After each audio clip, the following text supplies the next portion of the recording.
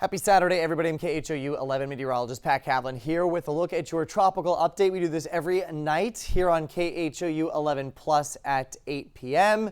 And just like the last few nights, things have been pretty quiet. We are only watching one feature here out in the eastern Atlantic, off the west coast of Africa.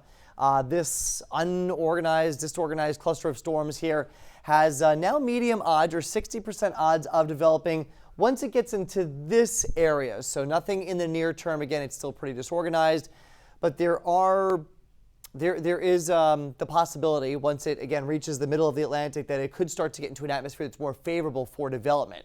So let's switch over to future track, and we start the clock here. And notice again, nothing really looks too organized until we get towards the middle of the week. So Tuesday, Wednesday, Thursday would be the time frame where something may try to develop out of that wave here in the eastern Atlantic. And you can see it's a really consolidated area of red.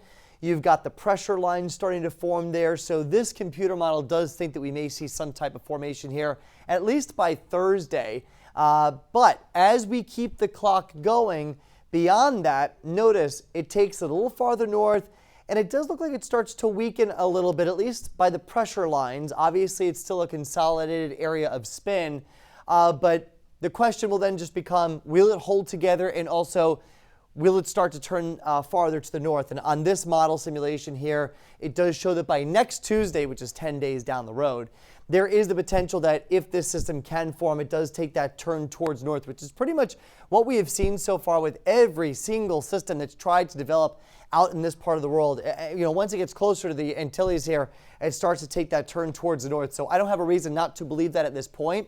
That being said, like all waves that are well out into the Atlantic, we've got a long time to watch this. If it even forms, we'll have about 10 to 14 days to keep an eye on this system. So as we take a look at satellite, again, does not look impressive at all. In fact, you wouldn't be able to find anything.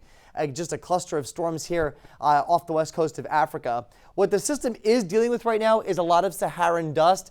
That darker shading on the map here, that sandy color, that indicates that Saharan dust coming in from Africa, moving over the open waters here. And that dust is getting ingested a bit by these storms. And so that's kind of keeping a lid on any potential development for the moment. Across the rest of the Atlantic, there is nothing going on. It is dead quiet here for thousands of miles over the open waters. Caribbean is quiet as well. Just a couple of showers and storms over Central America.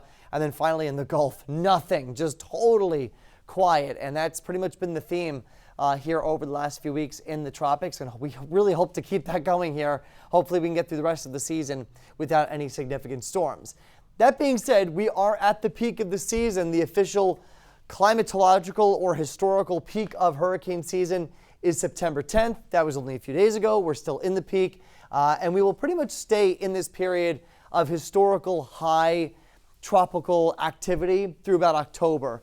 Once we get to the middle of October, the historical probabilities for storms really starts to back off, and especially for us here in Southeast Texas, our likelihood of seeing tropical systems really starts to drop off mid to late October once we get our first few cold fronts through the area. So that's the way things look right now. No imminent threats to the United States. We don't have any named systems on the board.